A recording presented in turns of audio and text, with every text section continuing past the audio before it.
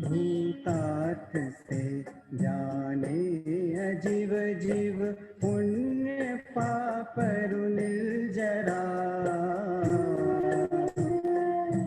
आश्रव संवर बंध मुक्ति ये ही समुचित जानना।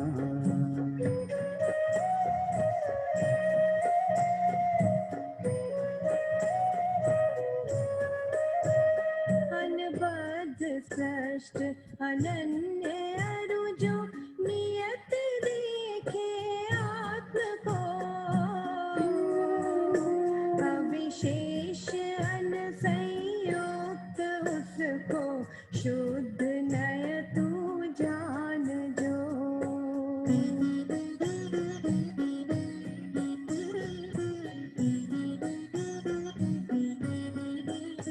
अनबद्ध स्पष्ट अनन्य जो अविशेष देखे आत्म को वो द्रव्य और जो भाव जिन शासन सकल देखे अहो।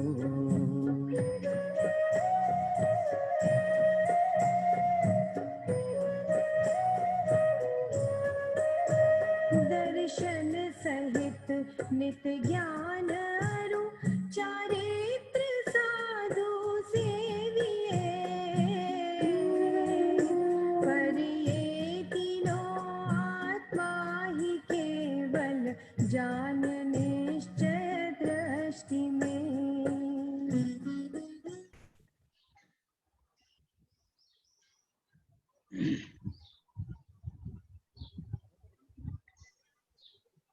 नमो अर्हन्ताणम् नमो सिद्धाणम् नमो आयरीयाणम् नमो वज्रायाणम् नमो लोये सवसाहुणम्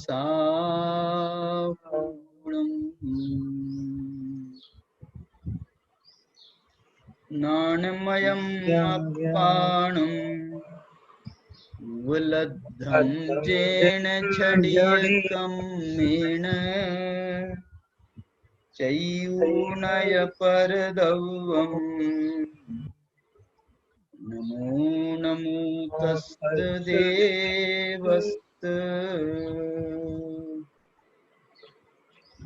अष्टकर्म को नाश करी शुद्ध अष्ट गुण पाए भय सिद्ध निज ध्यान ते नमो मोक्ष सुखदाय।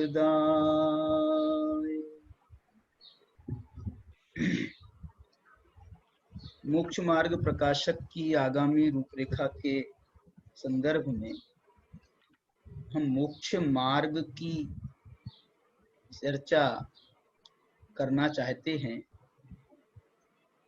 उसी निमित्त से अपन ने मोक्ष पाहुड़ को यहाँ आधार बनाकर चर्चा कर रहे हैं और इस मोक्ष पाहुड़ की अपन ने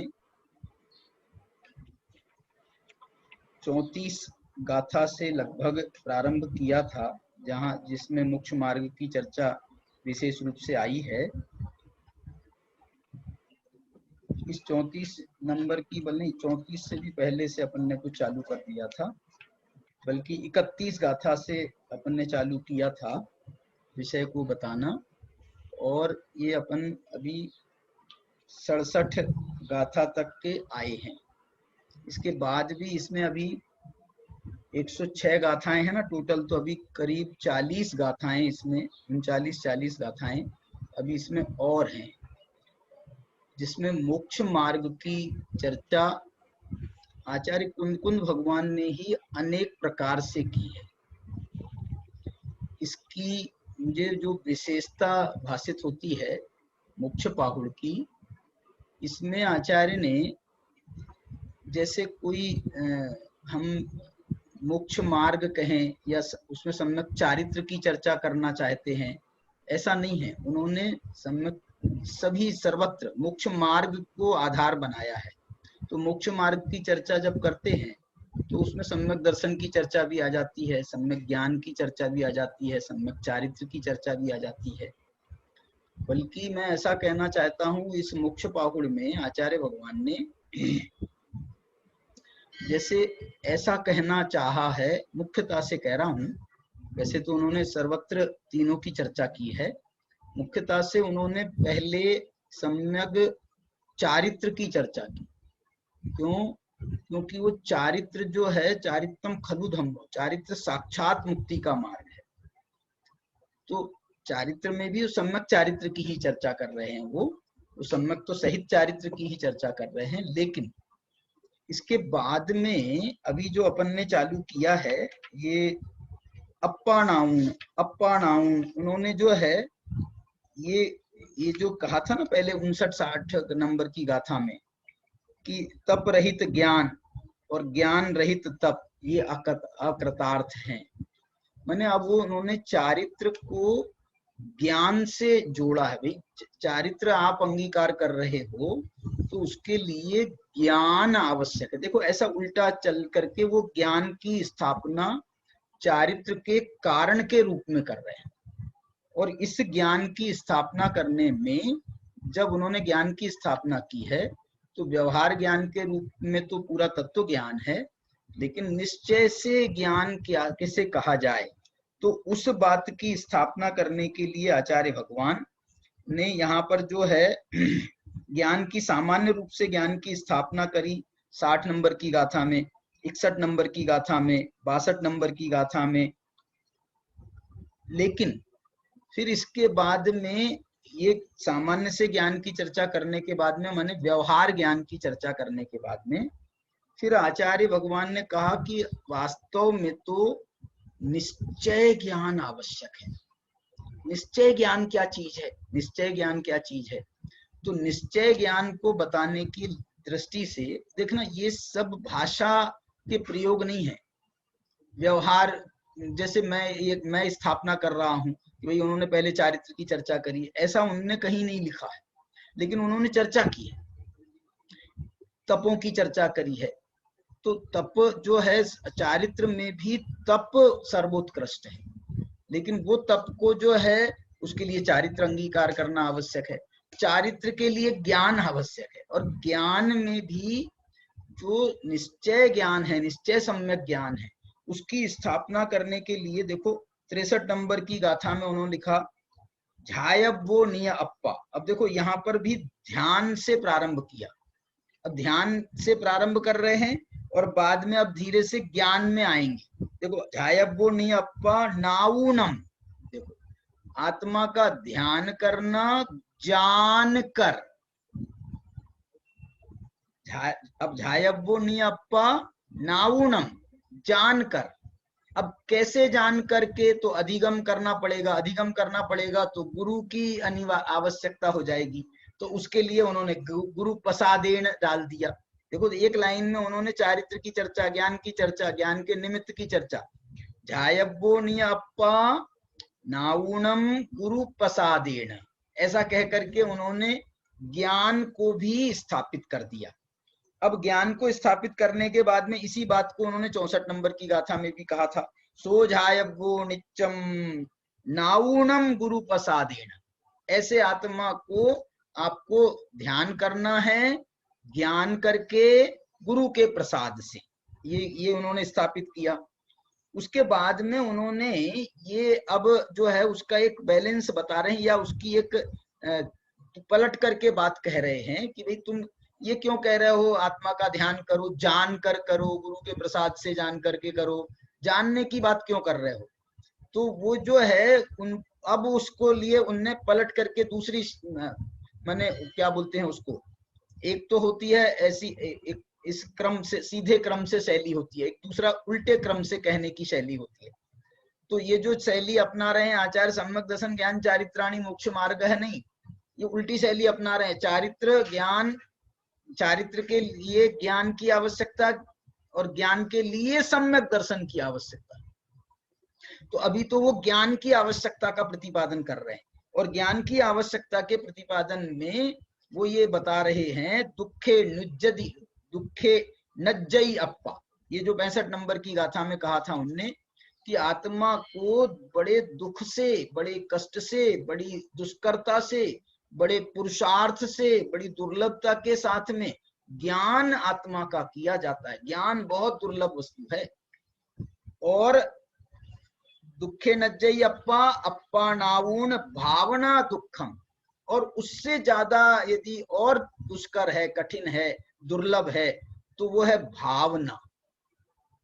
ज्ञान हो जाने के बाद में यदि भावना नहीं होगी तो वो जो है ना, वो ज्ञान जो है वो खत्म भी हो सकता है, ज्ञान विस्मृत भी हो सकता है, ज्ञान का अभाव भी हो सकता है। यदि भावना के बिना ज्ञान होगा ना, तो सबसे बड़ा नुकसान मैं बताता हूं आपको, इस भाव में आपको पता नहीं चलेगा, लेकिन जब हम अगला भाव धारण करेंगे तो वो भावना के बिना ये ज्ञान का मिलना कठिन है। ये ज्ञान भी आपका समझ लो, भाव खत्म हुआ तो आपका वो ज्ञान विस्मृति में चला जाएगा। लेकिन ये भावना का अर्थ क्या है कि भावना यदि आपने अच्छी तरह से खूब गहराई से भाई होगी तो आपको ये जो भावना के निमित्त से ऐसे संस्कार डलते हैं कि वो संस्कार अगले जन्म तक भी उस आपके ज्ञान के संस्कारों को अगले जन्म तक ले जाने में समर्थ भावना है। भावना, आप भावना को यदि आप तत्वार सूत्र की शैली में समझना चाहो तो तत्वार सूत्र में उन्होंने कहा ना, क्या कहा है उन्होंने, अवग्रह इहा अवाय धारणा। क्या कह रहे हैं, अवग्रह से हमको सामान्य उसका एक ज्ञान होता है, सामान्य अवभाषण होता है, उसके पहले दर्शनोपयोग होता है, उसके बाद इहा से उसमें विशेष, हमारी विशेष घुसने की प्रवृत्ति होती है विषय में, खूब अंदर गहराई से उसको जानने का हमारा एक प्रयत्न होता है, उसको इहा ज्ञान कहते हैं। और उसके बाद में जब हम उसका निर्णय कर लेते हैं पदार्थ का, तो उसका नाम है अवाय। अब अवाय हो गया माने आपका निर्णय हो गया पदार्थ का। अब क्या आपको आवश्यकता है, किस चीज की अब आवश्यकता है, बोले ये अब इस चीज की आवश्यकता है कि अब ये जो हमको निर्णयात्मक ज्ञान हुआ है, ये ज्ञान कालांतर में हम भूले नहीं, कालांतर में विस्मृत ना हो जाए।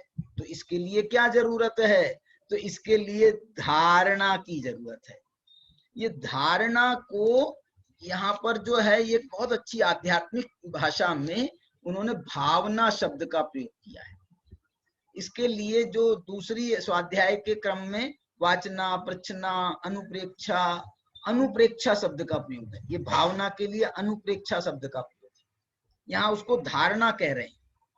देखो, बार बार चिंतन करना, बार बार उसका अनुप्रेक्षण करना, बार बार उसका घोलन करना, इसका नाम अनुप्रेक्षा है। तो धारणा में क्या होता है, धारणा में भी तो वही बार बार बार बार बार हम उसको बोलते हैं, भोगते हैं, याद करते हैं, कंठस्थ करते हैं। तो कंठस्थ करोगे तो बार बार भोगना पड़ेगा कि नहीं भोगना पड़ेगा। तो ये दृष्टि से जो है इसका निकट संबंध है भावना का और धारणा का। धारणा में थोड़ा सा व्यवहार प्रधान है, मैंने वो रटना और ये सब जो है ना, ये प्रधान है। भावना में जो है अंदर से वो चीज जो है उसकी भावना भाई जाती है अंदर से। भावीय सहाव पुरुषो, इसकी चर्चा अपन ने बहुत करी है, इसलिए भावना उसको जो है बहुत दुर्लभ माना है। और यहाँ तक कह दिया, यहाँ ये लिखा है इसमें, ये लिखा है इसमें कि यदि भावना से रहित तो होगे ना भाई साहब, तो ये आपका ज्ञान जो है ये नष्ट हो जाएगा। इस बात को कहाँ कहा, ये जो आज अपना आज का विषय अपन चालू करने वाले, कल भी आपने 67 गाथा पढ़ी थी। 67 गाथा में उन्होंने ये बात कही है, क्या कही, अप्पा नाऊन नरा केई सब भाव भाव पप भट्ठा। लो, कि आत्मा को जान कर भी मनुष्य, मनुष्य समझ लो या जीव समझ लो, अभी हमारे मनुष्यों से बात कर रही है तो विशेष रूप से मनुष्यों को चर्चा है। देखो, और आचार्य जो हैं चूंकि अपने संघ में बात कर रहे हैं, अपने साधुओं से बात कर रहे हैं, तो जो है उनके जवान से साधुओं के लिए संबोधन आता है। तो इससे ये भ्रम हो जाता है इससे ये भ्रम हो जाता है कि देखो ये बात तो सिर्फ साधुओं के लिए ही करने योग्य, साधुओं के लिए ही कहा है, साधुओं के लिए कहा है।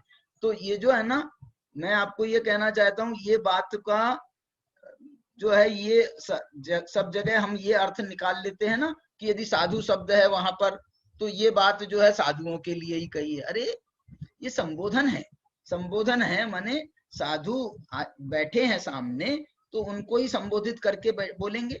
यदि श्रावक बैठे रहेंगे तो श्रावकों को संबोधित करके बोल देंगे, उसमें कोई बात नहीं है। इसलिए जो है इसको सर्वथा ऐसा स्वीकार करना अनुचित है कि ये श्रावकों के लिए नहीं है क्योंकि साधु का नाम लिया है वहां पर। अरे मैं तो ये कहना चाहता हूँ, श्रावक की चर्या नाम की कोई चीज नहीं है। श्रावक की चर्या उसे कहते हैं जो साधु चर्या को ही अभ्यास रूप में पालन करते हैं, उनका नाम है श्रावक। श्रावक कोई और कोई चर्या करते हो, श्रावकों की बात कोई, श्रावक के लिए धर्म कोई दूसरा हो और मुनियों के लिए धर्म कोई दूसरा हो। जिसका एक देश पालन श्रावक करता है उसी का पूर्ण देश पालन मुनिराज करते हैं, अथवा जिसका पालन मुनिराज करते हैं उसी का एक देश पालन श्रावक करते हैं। बस इतना ही फर्क है। इसको ज्यादा फर्क मानने की जरूरत नहीं है। ज्यादा फर्क मानेंगे तो बहुत गड़बड़ हो जाएगी। हम ज्यादा फर्क मानेंगे तो ये सम्यक माने मुनियों श्रावकों के लिए अलग धर्म हो जाएगा और मुनियों के लिए अलग धर्म हो जाएगा। जैसे मुनिराज जो महाव्रतों का पालन कर रहे हैं उसी के एक देश का पालन श्रावक करते हैं, उसी का नाम अनुव्रत है। उसी का नाम अनुव्रत है। मुनिराज जो महाव्रतों का पालन करते हैं उसी के एक देश का पालन करने का नाम अनुव्रत है। इसलिए जो है, बल्कि मैं ये कहता हूं, ये जो भावना शब्द का प्रयोग कर रहे हैं ना, ये आत्मा का जानना, ये इसकी भावना करना, इसमें आप गुणस्थान देखो। चलो गुणस्थान देखो तो आत्मा का जानना तो ये चौथे में हो गया, उसकी भावना पांचवे में हुई। पांचवे में हुई भावना। टोडरमल दौलत राम जी ने भी छह ढाला में उन्होंने अणुव्रतों के वर्णन और महाव्रतों के वर्णन, उसके बीच में उन्होंने पांचवी ढाल लिखी है। तीसरी ढाल में सम्यक दर्शन का वर्णन, चौथी ढाल में सम्यक ज्ञान का और देश व्रत का वर्णन किया। फिर अब जो है पांचवी ढाल में महाव्रतों का वर्णन नहीं किया, बोले उसके पहले भावना करो।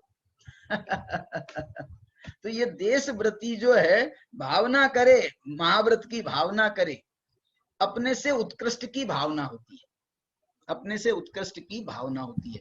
तो इसलिए जो है चौथे वाला पांचवे की भावना करता है, पांचवे वाला छठे सातवें की भावना करता है, छठे सातवें वाले मुनिराज जो है वो श्रेणी आरोहण की भावना करते हैं। वो श्रेणी आरोहण वाले जो है समझ लो अबुद्धि पूर्वक, वो यथाख्यात चारित्र की भावना करते हैं, केवल ज्ञान की भावना करते हैं। तो ऐसे जो है अपने से ऊपर की भावना की जाती है। जो हमको प्राप्त है वो तो हमको प्राप्त है, अब हमको तो वो चाहिए जो हमको प्राप्त नहीं है, इसलिए उसकी भावना। तो ये देखो ना, ये लिख रहे, ये जो भ्रष्ट हुए हैं वो कैसे कारण, किस कारण से भ्रष्ट हो गए? अपाणाउण नरा के सद्भाव भाव पभट्ठा। वो अपने जो आत्मा का ज्ञान उनको उपलब्ध हुआ था, जिसका सद्भाव हुआ था, ऐसे सद्भावात्मक भाव से भी प्रभ्रष्ट हो जाते हैं। अपने स्वभाव की प्राप्ति जो उनको हुई थी उस स्वभाव से भी भ्रष्ट हो जाते हैं। क्यों हो गए मालूम आपको? ये भावना के बिना। अब जब भावना के बिना जो है भावना नहीं करी, उससे भी आत्मा के ज्ञान से भी भ्रष्ट हो गए, तो फिर क्या होगा? फिर तो हिंडंती चाउरंगम, तो चतुर्गति में भ्रमण होगा और विषयेषु विमोहिया मूढ़ा, और विषयों से विमोहित हो जाते हैं। वो मूढ़ हैं जो आत्मा को जान करके भी उससे भ्रष्ट हो जाते हैं। तो वो चारों गतियों में भ्रमण करते हैं और विषयों में ही विमोहित रहते हैं, ऐसे मूढ़ जन। इसका एक अर्थ ऐसा भी निकाला है कि मालूम ये क्यों भ्रष्ट हुए? आत्मा के ज्ञान किया उन्होंने और उसके बाद भी उससे क्यों भ्रष्ट हो गए? तो एक तो मैंने कहा भावना से, भावना के अभाव में भ्रष्ट हो गए। दूसरा ये अर्थ भी निकाला जा सकता है कि वो भावना के अभाव में भ्रष्ट हुए। भावना क्यों नष्ट हो गई? चलो, भावना क्यों नष्ट हो गई? तो बोले भावना जो है विषयेषु विमोहिया मूढ़ा। अब जो है ये विषयों में मोहित हो गया, तो समझ लो इसकी भावना जो है वो विषयों की भावना चलने लगी। तो विषयों की भावना चलने लगी तो आत्मा की भावना नष्ट हो गई। आत्मा की भावना नष्ट हो गई तो आत्मा का भी जो तेरे को प्राप्ति हुई थी वो प्राप्ति से भी कई कई कई, सभी नहीं, सभी नहीं, सभी सम्यक दृष्टि जो है वो उससे भ्रष्ट होते हैं, ऐसा बिल्कुल नहीं है। सम्यक दृष्टि जो है वो उससे भ्रष्ट हो जाते हैं। अपनावुन नरा, इसलिए उन्होंने कुंकुन भगवान ने भी केई शब्द का प्रयोग किया है।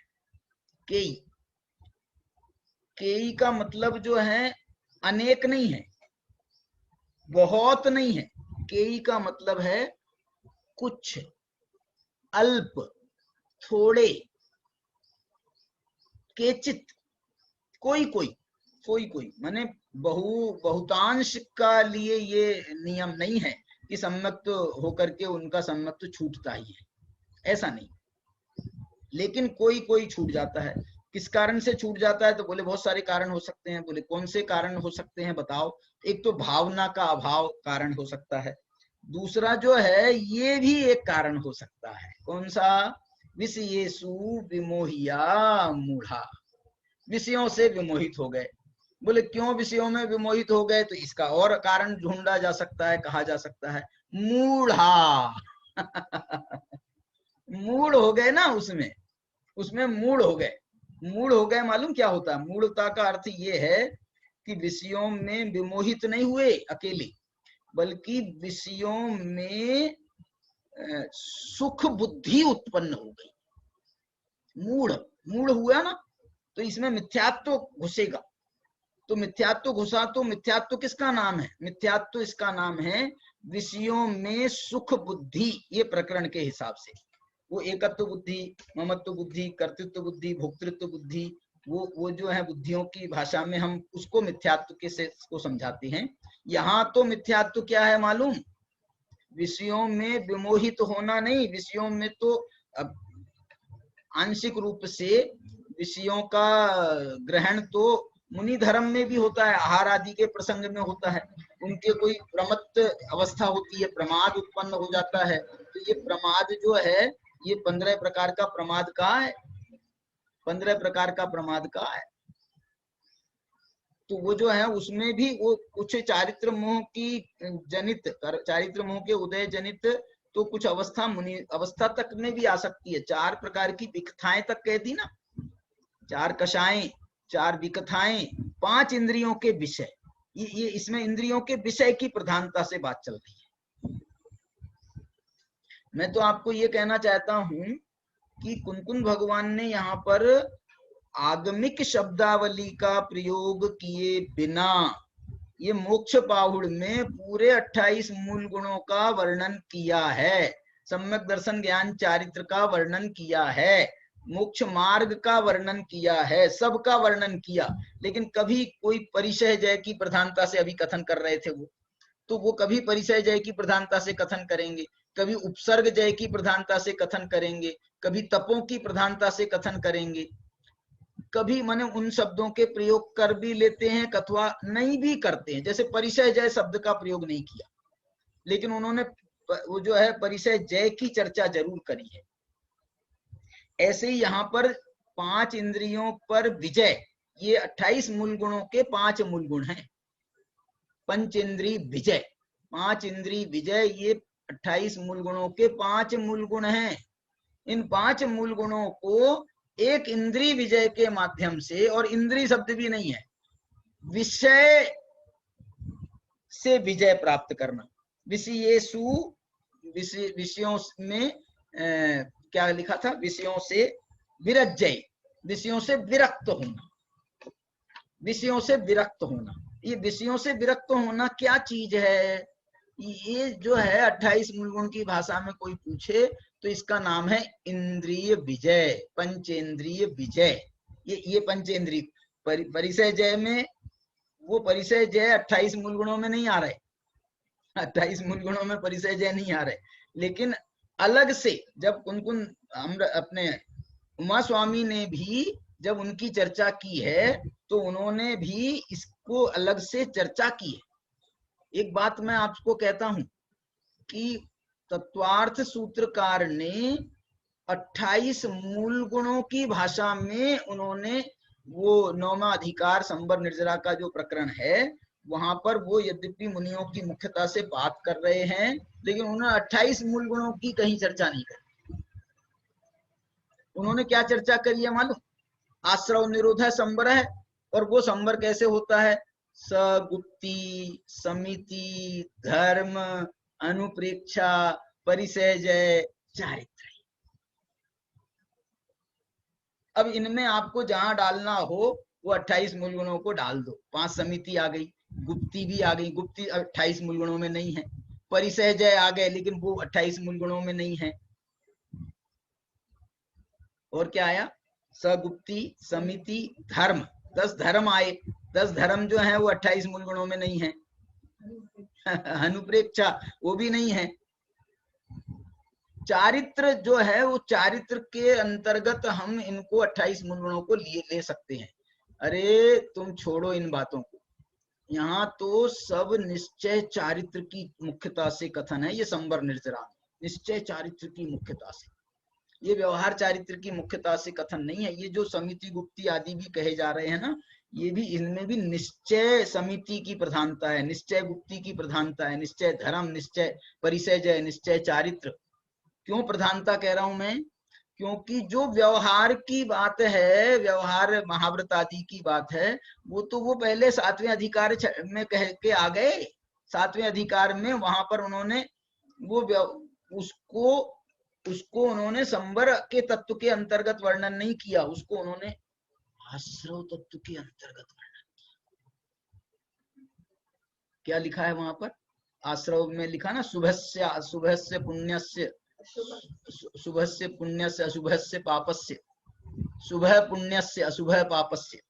देखो तो वहां पर वो कह रहे हैं जो शुभ है वो पुण्य का बंध का कारण है, पाप है वो पापाश्रव का, अशुभ है वो पापाश्रव का कारण है। और क्या है शुभ? शुभ क्या है? तो उन्होंने वो जो है इंसान स्तेज ब्रह्म परिग्रह वृत्तिर व्रतम, ये जो सूत्र था ना, हिंसानृतिस्तेया ब्रह्म परिग्रहेभ्यो वृत्तिर व्रतम, ये सूत्र 7वें अधिकार का सूत्र है। और 7वें अधिकार में आश्रव तत्व का वर्णन है। 6ठा अधिकार सामान्य आश्रव का वर्णन कर रहा है, 7वां अधिकार शुभ आश्रव का वर्णन कर रहा है। और कौन सा शुभाश्रव? जो मोक्ष मार्ग में उपयोगी है। देखो इनने यहाँ से प्रारंभ किया है ना, महाव्रतों से प्रारंभ किया। महाव्रत कहो अनुव्रत कहो, देश सर्वतो अनुमहति दूसरा सूत्र है। 5 व्रतों की चर्चा करी पहले, और उनका एक देश पालन करने का नाम अनुव्रत है, उनका पूर्ण पालन करने का नाम महाव्रत है। दूसरा सूत्र है या तीसरा सूत्र है ना, देश सर्वतो अनुमहति, एक देश पालन करना और पूर्ण पालन करना। तो ये महाव्रतों की चर्चा तो उनने वहां कर दी। महाव्रतों की चर्चा तो वहां कर दी। तो आप बोलोगे साहब फिर निश्चय महाव्रत तो संबर निर्जरा स्वरूप है, तो वो निश्चय महाव्रत को फिर उन्होंने चारित्र के अंतर्गत अंतर्भाव करके उसका स्वरूप उन्होंने 9वें अधिकार में बताया है। 9वें अधिकार में वहां तो उनको आश्रव का निरोध करना है। तो जो आश्रव के कारण कहे जा रहे हैं, महाव्रत आदि जो आश्रव के कारण कहे जा रहे हैं, उनको संबर का कारण कैसे कह सकते हैं? क्योंकि संबर तो आश्रव के निरोध का नाम है। आश्रव निरोध है संबर। इसलिए जो है उसको जब हम बाइफरकेट करेंगे ना, तो आप ऐसा समझ लो, जो व्यवहार सम्यक दर्शन ज्ञान चारित्र रूप मोक्ष मार्ग है, व्यवहार मोक्ष मार्ग है, उसका वर्णन किया है 7वें अधिकार में। और वो व्यवहार मोक्ष मार्ग जो है वो बंध का कारण है, इसलिए उसको जो है उन्होंने आश्रव के अंतर्गत लेकर के 8वें अधिकार में बंद कराया फिर बाद में। लेकिन यहाँ 9वें अधिकार में उन्होंने इन सब के निश्चय पक्ष को लेते हुए उसको उन्होंने कहा ये निश्चय जो है ये संबर का कारण है, ये निर्जरा का कारण है। तो संबर निर्जरा का वर्णन उन्होंने 9वें अधिकार में किया। ठीक है ना। तो यहाँ पर ये जो है, ये जो निश्चय को बता रहे हैं, अप्पाणाऊण नरा, आत्मा को प्राप्त होकर के कई कुछ जीव जो हैं वो सब भाव भाव पभट्ठा, जो उनको सद्भाव हुआ था, जो सम्यक दर्शन उत्पन्न हुआ था, जो आत्मानुभूति प्राप्त हुए थे, वो उस सद्भाव के भाव से पभट्ठा, उससे भ्रष्ट हो जाते हैं। कारण क्या हुआ? तो कारण तो बहुत हो सकते हैं, लेकिन मुख्य कारण बताएं ये, क्योंकि मुख्य कारण क्यों है ये इंद्रियों के विषय? क्योंकि ये इंद्रियां खुली हुई ये इंद्रियां खुली हुई हैं। अब वो जो है, कब कर्ण इंद्री की प्रधानता हो जाए, कब नेत्र इंद्री की प्रधानता हो जाए, कब घ्राण इंद्री की प्रधानता हो जाए, कब रसना इंद्री की प्रधानता हो जाए, और स्पर्शन इंद्री तो सदा सदा काल खुली है, क्योंकि पूरा शरीर ही स्पर्शन इंद्री है। इसलिए जो है ना, इनमें उपयोग जाना उसका नाम है इंद्रिय ज्ञान, और उपयोग जाकर के उसमें ये मूढ़ होना, ये इंद्रिय ज्ञान खतरनाक नहीं है। इंद्रिय ज्ञान में जो मूढ़ता है, इंद्रिय ज्ञान के माध्यम से जो मूढ़ता उत्पन्न हुई है, वो खतरनाक है। मूढ़ता क्या है?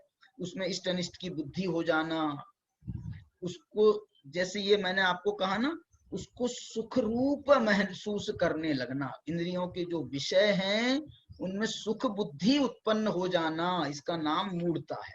और ये मूढ़ता जो है वो भावना से भ्रष्ट कराती है। भावना जो है, भावना से भ्रष्ट होने पर वो भाव भी च्युत हो जाता है। ये 67 नंबर की गाथा कही थी।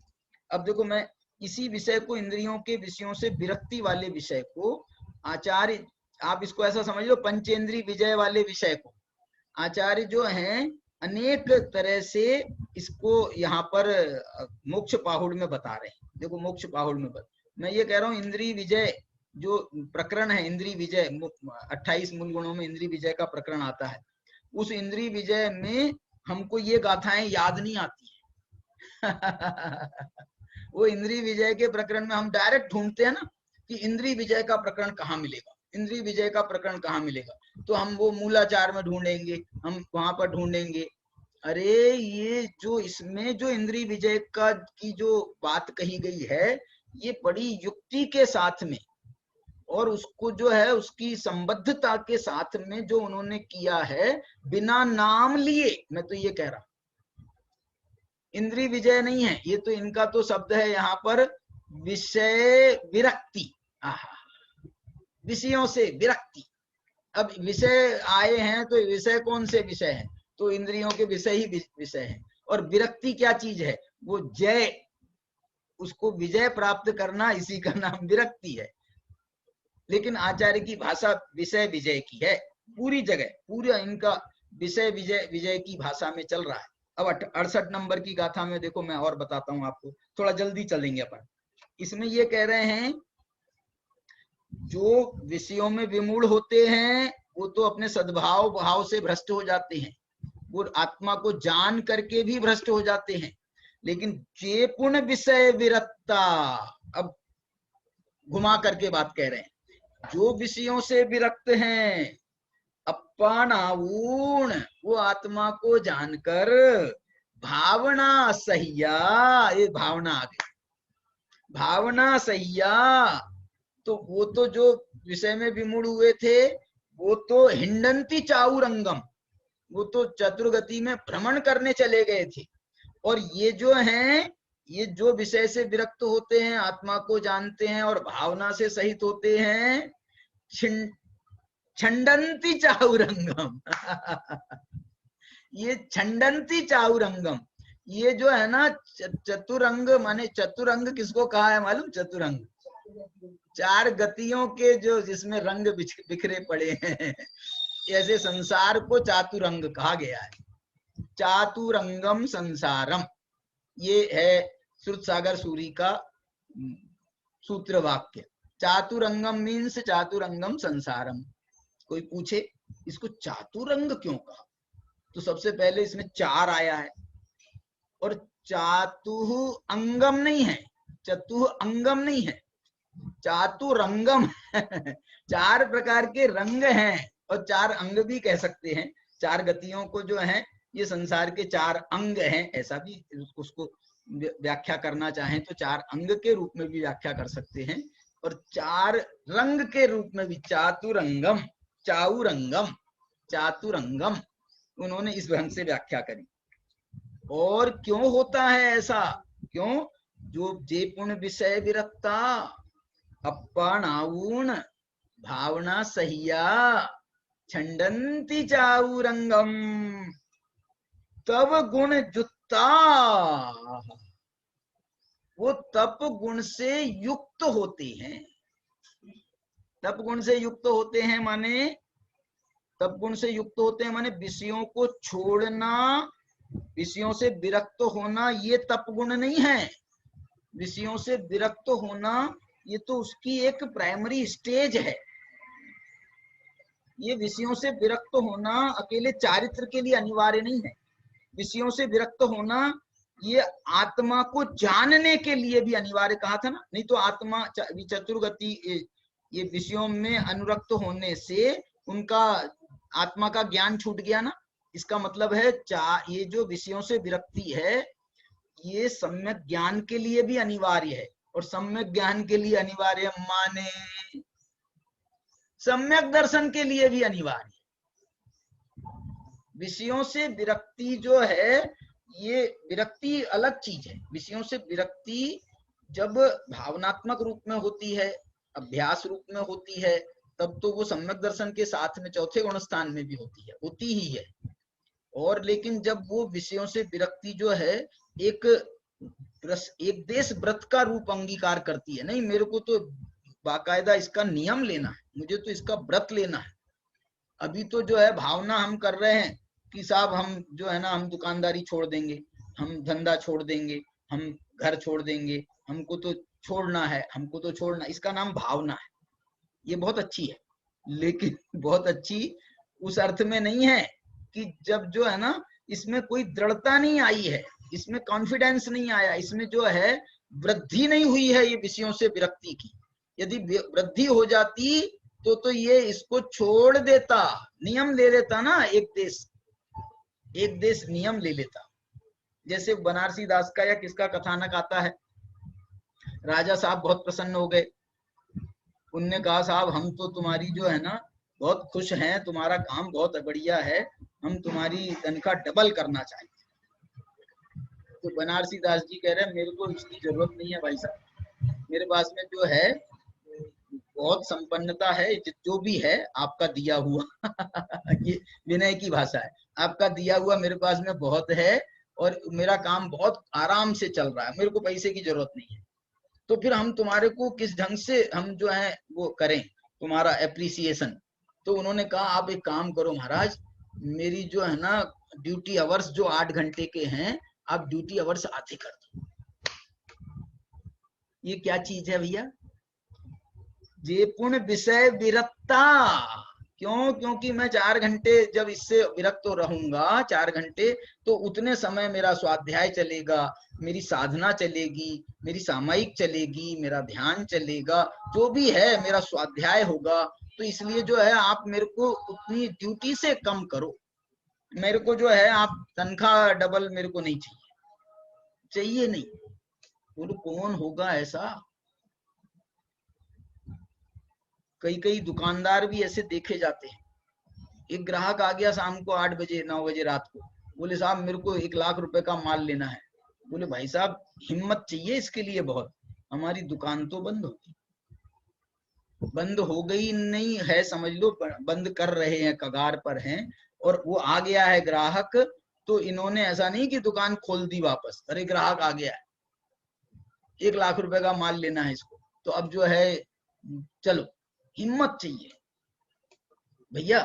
वो जो है ना बाहर बाजू वाली दुकान जो है वो 12 बजे तक खुली रहती है तुम वहां चले जाओ, मेरी दुकान का तो टाइम हो गया। इतनी हिम्मत है बोलो हमारे में। बनारसी दास ने वो काम किया, बनारसी दास ने वो काम किया, बोले मेरी तो 4 घंटे। अच्छा वो महाराज खुश हुए उसको, और उनको जो है उनको वो वरदान दिया उन्होंने, मतलब उसकी जो है उसकी सुविधा उनने दी। ठीक है, ठीक है, कोई बात नहीं, चलो मंजूर है। लेकिन जो हमारे प्राइम टाइम है ना भैया, 8 घंटे तो तुम कह रहे हो हमने 4 घंटे मंजूर कर लिए, लेकिन हमारा जैसे 9 बजे से तुम्हारा ड्यूटी आवर चालू होता है, मैं 11 बजे आता हूँ, उसके बाद में मैं 2 बजे मैं चला जाता हूँ। तो तुम एक काम करो, तुम भी 11 बजे आओ और 2 बजे चले जाओ, या तुम 10:30 बजे आ जाओ और बाद में आधा घंटा बाद में चले जाओ, 2:30 बजे चले जाओ, 4 घंटे तुम्हारे हो गए। इतना जो है ये एक उसकी बात है।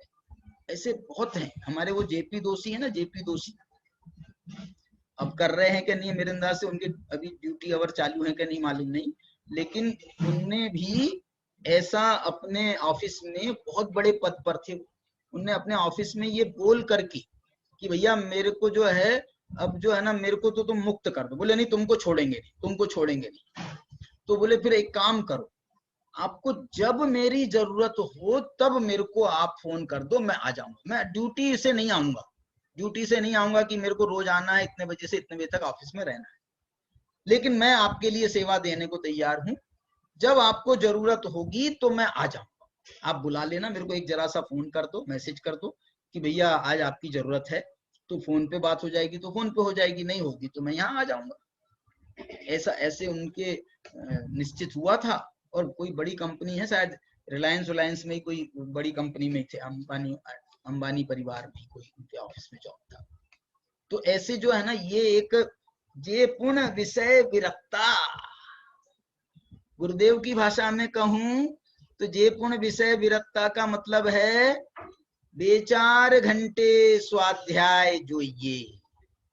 अब 2-4 घंटे स्वाध्याय करना है तो आपको टाइम तो चुराना पड़ेगा। कहां से चुराओगे? तो अपने विषय विरक्ता ही करना पड़ेगा आपको। टाइम चुरा, ऑफिस से टाइम चुराओ, अपने खाने पीने में से समय चुराओ, अपने सोने में से समय चुराओ। 8 घंटे सो रहे हो तो 7 घंटे सो, 7 घंटे सो रहे हो तो 6 घंटे सो। ज्यादा सोने की जरूरत नहीं है। और सो तो बहुत आराम से सो, अच्छे से सो, ताकि जो है आपकी नींद वो 8 घंटे की नींद 4 घंटे में पूरी हो जाए। नरेंद्र मोदी का अभी कोई वक्तव्य आया था, बोले मैं तो जो है 8-15 दिन में बीच में आपको इतना क्यों नींद, आपको क्यों कम सोते हो, और आप थकान तो आपके चेहरे पे दिखती नहीं है। तो उन्होंने कहा मैं जो है ना 8-15 दिन के बीच में एक बार योग निद्रा कर लेता हूँ। ये योग निद्रा क्या चीज है? अब है तो वो, उनको जैन धर्म पर वैसी श्रद्धा नहीं है, लेकिन वो जो है जो निर्विकल्पता, हम अपने को बिल्कुल जो है बिल्कुल काम, क्वाइट, शांत परिणाम से जब हम साधना करते हैं या जो भी करते हैं, निर्विकल्पता जहां पर कुछ होती है, वो निर्विकल्पता में योग निद्रा होती है। योग निद्रा होती है, वो निद्रा नहीं है एक्चुअल में, वो ध्यान है। लेकिन उसको जो है ना, जैसा निद्रा में हम बेहोश हो जाते हैं हम सब भूल जाते हैं, ऐसे ही इन्होंने जागते हुए सबको भूल गए। इसका नाम है योग निद्रा। तो ये जो योग निद्रा है, ये आपका जो है ना 8 घंटे की नींद आधा घंटे में पूरी कर देगी। आधा घंटा तो बहुत हो गया, केवल ज्ञान हो जाएगा, ध्यान कर लोगे आधा घंटे का तो यहाँ तो समझ लो वो योग निद्रा, अब आप कितने उसमें डूबते हैं उस पर आधारित है। आप एक क्षण में भी उसका योग निद्रा का आनंद ले सकते हैं। और जो मुनिराज होते हैं ना, उनको सोना ही नहीं पड़ता है, उनको सोना ही नहीं पड़ता है। वो माँ ही पिछली रयनी में कछु शयन एक आसन कर। ये जो बात कह रहे हैं ना, ये बात आगम में लिखी है। आप बोलोगे साहब ये कहाँ लिखी है? ये बात तत्वार सूत्र की टीका में जब 22 परिसह का वर्णन किया है, तो वहां जो उन्होंने शयन परिचय, ऐसा शयन परिचय नाम का जब वर्णन किया है, तो सर्वार सिद्धि, राजवार्तिक, इन 2 जगह कहीं पे देख लेना आप, इसमें आपको ये मिल जाएगा। मुहूर्त मात्रम, अंतर मुहूर्त मात्रम, ये शब्द डाला है उनने वहां। ये यहीं से समझ लो, ये दौलत राम जी ने उठाया है। और उन्होंने जो लिखा है वो अपने मन से, दौलत राम जी ये बात लिख नहीं सकते हैं, भूमाही पिछली रयनी में कछु शयन एकासन करण। ये 28 मूल गुणों में से एक उसका 28 मूल गुणों का ही वर्णन चल रहा है ना उनका यहाँ। हाँ, भूमि शयन, भूमि शयन नाम का जो मूल गुण है, उस मूल गुण के ही वर्णन में उन्होंने ये लिख दिया। और ये बात जो है मेरे को भी बहुत वो होता था, बहुत सारे लोग हमसे पूछते क्या, बहुत सारे लोग तो ये जैसे साधु वर्ग मित्र पक्ष जो है, बोले तुम लोग अपने मन से लगाते हो, तुम लोग अपने मन से लगाते हो कि मुनिराज को जो है बस ये 6 ढाला की पंक्ति बता बता करके आगम प्रमाण बताओ। ये आगम है, मैं बता रहा हूँ आपको। सर्वार सिद्धि टीका में 22 परिचयों का वर्णन जहां पर है ना, सूत्र है ना क्षुत पिपासा जरातंक वाला, तो वहां पर ये राजवार्तिक में मिल जाएगा या सर्वार सिद्धि में मिल जाएगा, आप देख ले। अंतर्मूर्त मात्रम शब्द लिखा है, और पिछली रयणी में ये भी इसका भी वहां पर कुछ वर्णन है, क्योंकि वो भूमि शयन का वर्णन कर रहे हैं। तो भूमि शयन जो है परिचय जय में भी आता है, परिचय जय में भी ये प्रकरण आता है, और 28 मूल गुणों में भी आता है। तो वो बात को वहां पर उन्होंने प्रस्तुत किया। चलो, अपानम ध्यान, तो ये जो है ना विषय विरक्त होने पर ही वो, अब जो इसके बाद में विषय विरक्त होने पर तो आत्मा को जानना हुआ, और आत्मा का जानना हुआ तो उसके बाद भावना हुई। भावना होने के बाद में चतुर्गति का जो है वो छूट गया, माने चतुर्गति में अब भ्रमण करने, अब आपको 4 गति का भ्रमण नहीं करना है। मैंने कल कहा था आपको 1-2-4 दिन पहले कि जो सम्यक दृष्टि हो गया ना, तो उसकी 4 गति में से 2 गति तो वैसे ही खत्म हो गई। 2 गति अब उसके नहीं है, ना नरक गति का कोई काम है, ना तिर्यंच गति का कोई काम है। अब तो मनुष्य गति से देवगति, देवगति से मनुष्य गति, मनुष्य गति से देवगति। यदि पूर्व में कोई आयु कर्म का बंद हो गया हो तो कदाचित तिर्यंच गति में जाएगा, तो भोग भूमिया में जाएगा। नरक में जाएगा तो प्रथम नरक के आगे नहीं जाएगा। ये सम्यक्त्व का प्रभाव है। और लेकिन ये बस एक भाव की बात है, अगले भावों से तो फिर उसको यदि 2-4 भाव हैं उसके, तो उसके बस 2-4 भाव यही हैं, स्वर्ग मनुष्य, मनुष्य स्वर्ग, स्वर्ग मनुष्य, मनुष्य स्वर्ग, यही भाव है। उसकी 2 गतियां तो नष्ट हो गई। हिंडंती चाउरंगम कैसे सिद्ध होगा? इसलिए जो है ना छंडंती चाउरंगम सिद्ध होगा। छंडंती चाउरंगम, हिंडंती नहीं, छंडंती। और क्या हो जाता है तब गुण जुत्ता, अब उसके तप नाम का गुण उत्पन्न हुआ है। अकेले विषय से विरक्त होने में नहीं, इसमें तो तप जो है वो इच्छा के निरोध में है। मतलब वो भावनात्मक स्तर पर नहीं है, अभ्यास के स्तर पर नहीं है, यहाँ तो वो बिल्कुल त्याग के स्तर पर है। बहुत उत्कृष्टता है। संयम के बाद तप होता है।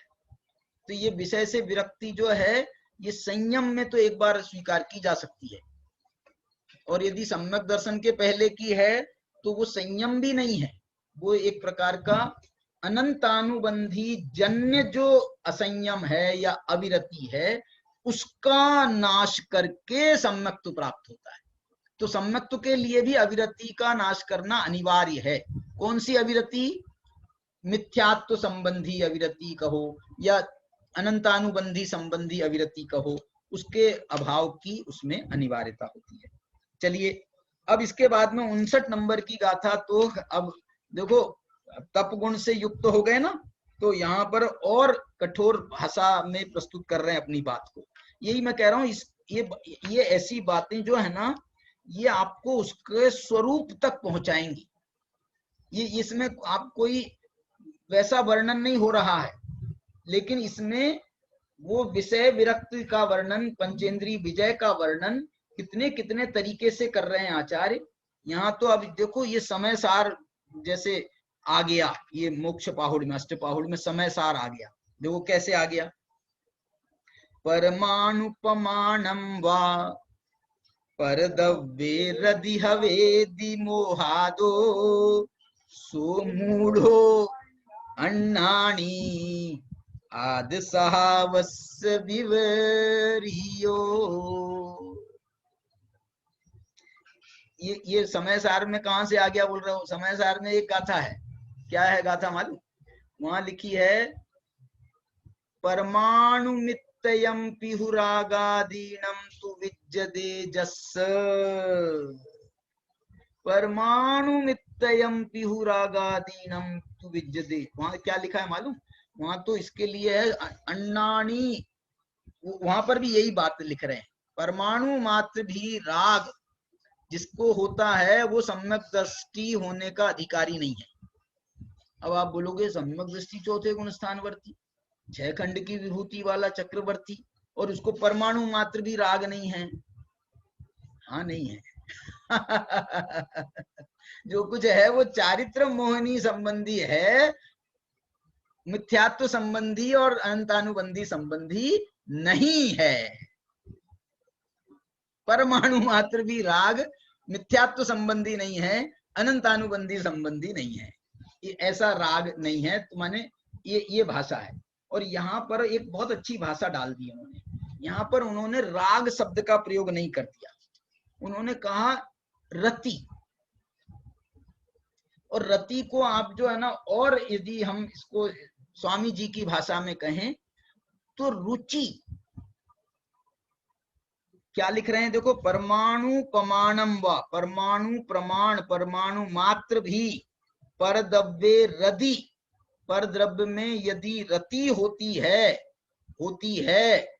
देखो ये यहां लिख रहे हैं मोहादो, मोह से, दर्शन मोह से जनित रति परिणाम सम्यक दृष्टि को नहीं होता। बोलो रति का अभाव कहाँ होता है? वो है ना 9 कषायों में है ना रति, हास्य रति अरति। रति जो है वो तो 9 कषाय में, और 9 कषाय का अभाव 9वें गुण स्थान में होता है। और यहाँ पर ये कह रहे हैं कि चौथे गुण स्थान में भी रति का अभाव होता है। चौथे गुण स्थान में रति का अभाव कैसे होता है? बोले ये मोहादो रति, मोह से उत्पन्न रति जो है उसका अभाव सम्यक दृष्टि को हो जाता है, सम्यक दृष्टि को नहीं होता है। परमाणु मात्र के प्रति भी पर द्रव्य में रति नहीं होती है सम्यक दृष्टि को। उसको स्पष्ट करा है कुन भगवान ने, मोहादो माने मोह से संबंध रखने वाली रति। अभी मेरे से कुछ दिन पहले किसने पूछा था, संयम से चर्चा हुई थी या किसी से चर्चा हुई थी, वो बोले साहब ये जो भाव दीपिका में उन्होंने कषाय के कितने भेद किए मालूम आपको? कषाय के कितने भेद किए? कषाय के 4 भेद आपने सुने होंगे, कषाय के दूसरे 4 भेद भी सुने होंगे, अनंतानुबंधी आदि। कषाय के इनके परस्पर गुणा करने से 16 भेद भी सुने होंगे। लेकिन ये 16 भेद तो कषाय के हुए। इन कषायों में एक 9 कषाय का भी संबंध आता है, जो ईशत कषाय होती हैं उनका भी संबंध आता है, जिनको साक्षात क्रोध मान माया लोभ जैसी कषाय नहीं माना है, लेकिन उनको भी कषाय कहा गया है। जिसको कह रहे हैं अपन हास्य रति अरति शोक भय जुगुप्सा स्त्रीवेद पुरुषवेद नपुंसक वेद, ऐसे जो संबंध स्थापित किए हैं ना, तो ये जो 9 कषाय कही गई है। तो भाव दीपिकाकार ने क्या किया मालूम? जैसे कषायों में अनंतानुबंधी के भेद से गुणा करें तो 16 कषाय हो जाती हैं, तो ऐसे ही उन्होंने ये 9 कषायों में भी अनंतानुबंधी आदि के 4 भेद से गुणा करने पर इनके 36 भेद और किए। माने कितने भेद हो गए कषायों के? 9 चौके 36 और 16, टोटल भेद हो गए 62। 36 और कितने 16, 62 हुए कि 52 हुए? 52 भेद हो गए। 52 भेद काय के हो गए? ये कषायों के 52 भेद हो गए। ऐसे भाव दीपिकाकार ने किए। तो बोले यार आगम में तो कहीं कोई मिलता नहीं है। भाई बहुत सी बातें, अब उसको नहीं गए आचार्य, उतनी डिटेल में नहीं जा रहे हैं, लेकिन इसका मतलब उसका भेद बन नहीं सकता है। कुंद भगवान ने भेद करके बताया ना, मोह जनित रति नहीं होती है। तो आप बोलो रति कषाय, तो रति तो 9 कषाय है, वो तो 9वें गुण स्थान में जाती है। फिर आप ये चौथे गुण स्थान में ऐसे कैसे सिद्ध करोगे इसको? ऐसे सिद्ध हो रहा, मोह जनित रति उसका अभाव होता है। अब मोह जनित रति का हमने घटा दिया, तो आप जो है पूरे 9 कषायों में घटा लेना। मोह जनित हास्य का अभाव हो जाता है, मोह जनित रति का, मोह जनित अरति का, मोह जनित शोक का, मोह जनित भय का। मोह जनित भय का तो खूब बताया है, वो समय सार में उन्होंने बता दिया। सम्यक दृष्टि जो है सप्प भय विप्प मुक्का, 7 प्रकार के भयों से वो रहित होता है। तो 7 प्रकार के भयों से रहित होता है। भाई भय कषाय तो 9वें गुणस्थान में जाती है, अरे नहीं 4थे गुणस्थान में चले जाती है। 4थे गुणस्थान में कौन सी भय चली जाती है? 7 भय चले जाते हैं। सप्प भय निम्न मुक्ता, और ये 7 भय का अभाव जो है ना सम्यक्त्व के अंतर्गत नहीं, उन्होंने सम्यक्त्व का जो निशंकित अंग है उस निशंकित अंग के अंतर्गत 7 प्रकार के भयों का अभाव का है, निशंकित अंग के अंतर्गत। तो ये जो है ऐसा इन्होंने कहा। और क्या कह रहे हैं आके, परमाणु मात्र भी परद्रव्य के प्रति यदि रति होती है मोह जनित, सो मूढ़ो, वो मूढ़ है, अन्नानी अज्ञानी है, इतने में भी पेट नहीं भरा कुंकुंदाचार्य का। तो लिख रहे हैं आद सहावस्य विवरियो, आद सहावस्य विवरियो, वो अपने आत्म स्वभाव से विपरीत है, विपरीत है। क्यों? क्योंकि विपरीत है का मतलब क्या मालूम? आद सहावस्य विपरीतो का मतलब माने इसको अपने आत्म स्वभाव से रति नहीं है, क्योंकि प्रकरण रति का है। आत्म स्वभाव से मोह नहीं है, पर द्रव्य रति, पर द्रव्य से रति है, पर द्रव्य से मोह है। होना चाहिए, मोह भी हो, करो मोह, मैं कह रहा हूं खूब करो मोह, लेकिन अपनी आत्मा से मोह करो, राग करो, राग करो, लेकिन अपनी आत्मा से। शर्त है।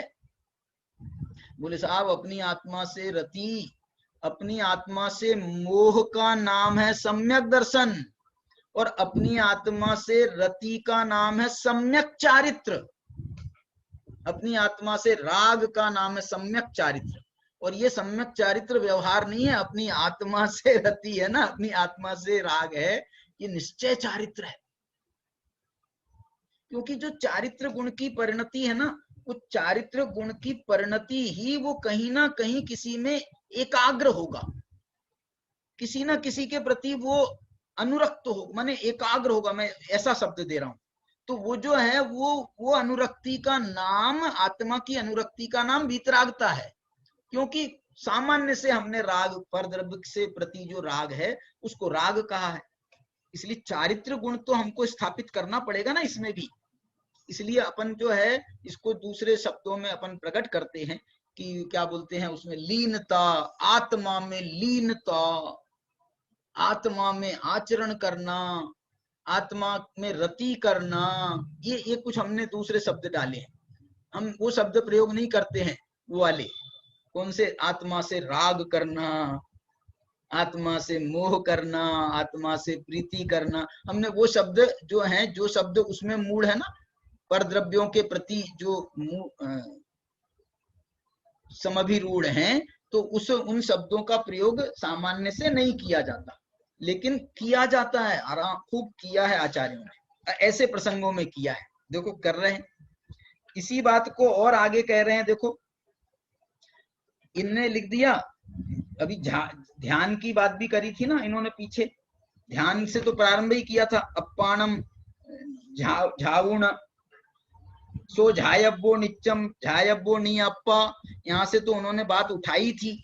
अब वापस ये जो ज्ञान की बात करके अब वापस ध्यान में जा रहे हैं आचार्य। देखो फिर ध्यान में चले गए, तप हो गया ना, तो अब ध्यान में चले गए। ध्यान में जाकर के क्या कह रहे हैं, अप्पाझायन्ताणम, ये 70 नंबर की गाथा। अप्पाझायन्ताणम, आत्मा का ध्यान करते हुए। कब होता है आत्मा का ध्यान? दर्शन शुद्धीन, जो दर्शन शुद्धि जिनको है, विशेष दर्शन शुद्धि। ये दर्शन शुद्धि का मतलब अकेला सम्यक दर्शन नहीं, ये सम्यक दर्शन में और गहराई, जैसे मैंने आपको बताया था दर्शन के विशुद्ध सम्मतम, वो केवल वो तीर्थंकर प्रकृति के बंध के कारणों में विशुद्धता के साथ में सम्यक दर्शन, तो यहाँ पर जो है शुद्धता के साथ में सम्यक दर्शन। तो ये इसमें जो है वो इसके लिए एक शब्द है आगम में, वो शब्द है जो है ना सम्यक दृष्टि के भी सम्यक दर्शन संबंधी जो लब्धि स्थान है, वो लब्धि स्थान जो है वो उत्तरोत्तर बढ़ते जाते हैं, लब्धि स्थान उत्तरोत्तर बढ़ते जाते हैं कह लो, अथवा उनके जो निमित्त हैं वो निमित्त जब होते हैं तभी वो लब्धि स्थान।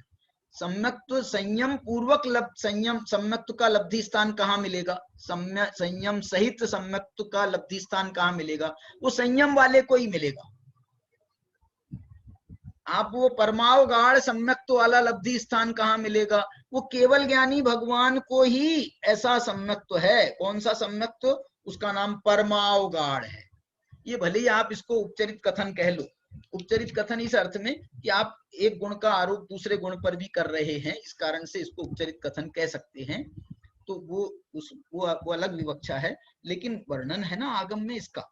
ये देखो, ये कह रहे हैं कि आत्मा का ध्यान करते हुए कैसे आत्मा का कब किसको होता है ऐसा ध्यान?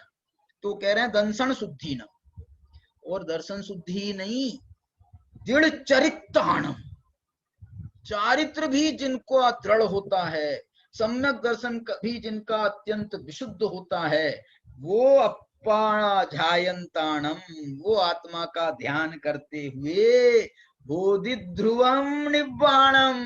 देखो अब तो सीधे उनको मोक्ष पहुंचाना था, तो उन्होंने सम्यक दर्शन को भी विशुद्ध अत्यंत शुद्ध कर दिया, चारित्र को भी दृढ़ कर दिया, और आत्मा का भी ध्यान साथ में जोड़ता है। जब वो ऐसा होता है, तीनों का संयोग मिलता है, जब इसके ऐसे 5 समवाय मिलते हैं ना, तब जो है बोधि ध्रुवम निब्बाणम, तब वो निर्वाण की प्राप्ति होती है। ये सब काम किसको होते हैं? उसके लिए उनको, तो अभी वो विषयों से विरक्ति के प्रकरण का उपसंहार कर रहे हैं ना, तो वो ये कह रहे हैं विषय विरक्त विषयेषु विरक्त चित्ताणम, जिनका विषयों से विरक्त चित्त हुआ है वे ही आत्मा का ध्यान करने में समर्थ हैं, वे ही दर्शन की शुद्धि को प्राप्त होते हैं, वे ही दृढ़ चारित्र को प्राप्त होते हैं, जो विषयों से विरक्त होते हैं। विषयों से विरक्ति को इन्होंने कितना अनिवार्यता प्रदान की है, आप सोच सकते। ऐसे जो है इसमें अपन ने समझ लो आज जो है विशेष रूप से 67, 68, 69, 70 इन 4 गाथाओं की अपन ने इसमें चर्चा की है। इसकी चर्चा अभी और भी थोड़ी चर्चा है। मैं विषय को जो है थोड़ा जल्दी समेटना चाहता हूँ यहाँ मोक्ष पाहुड़ का विषय को, लेकिन और क्योंकि हम और ग्रंथांतरों के माध्यम से इस मोक्ष मार्ग की जो प्रारंभिक भूमिका बना रहे हैं हम, उस प्रारंभिक भूमिका की चर्चा हम और ग्रंथांतरों के माध्यम से भी करना चाहते हैं। लेकिन कुन भगवान ने लिखा है, बड़े भाववाही तरीके से लिखा है और समग्रता के साथ में लिखा है।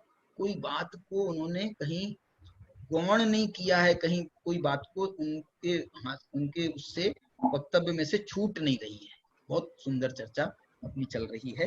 अब इसकी आगे की चर्चा को अपन कल करेंगे। अभी की चर्चा को यहीं विराम देते हैं। आप इसमें जो है आज अभी अपन 2 मिनट का मौन रखेंगे, ध्यान करेंगे। उसके लिए आप विषय विरक्ताप्पा, वाह विषयेषु विरक्त चित्तान, विषय विरक्ता अप्पा, अपनी हमारी आत्मा जो है वो विषयों से विरक्त स्वभाव वाली है। इस पंक्ति का, इस सूत्र का आप 2 मिनट का ध्यान करें।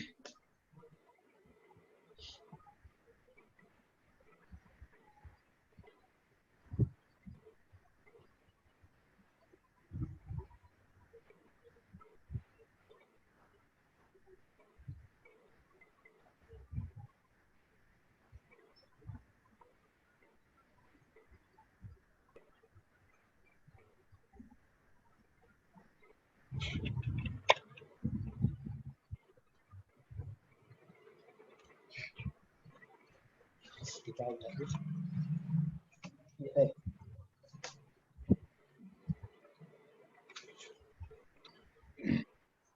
जिनवाणी स्तुति शुरू करते हैं।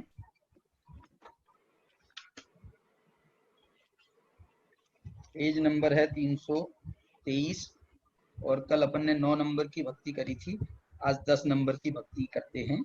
ये भी भागचंद जी कवि की ही भक्ति है। कल सांची तो गंगा भी भागचंद जी की थी और ये भी बहुत प्यारी भक्ति है, बहुत गहरे भागचंद जी कवि के जो भाव हैं बड़े गहरे भाव हैं। देखिए, धन्य धन्य है घड़ी आज की जिन धुनि श्रवण परी, धन्य धन्य है घड़ी आज की जिन धुनि श्रवण परी, तत्व प्रतीति भई अब मेरे मिथ्या दृष्टि टरी, तत्व प्रतीत भई अब मेरे मिथ्या दृष्टि टरी।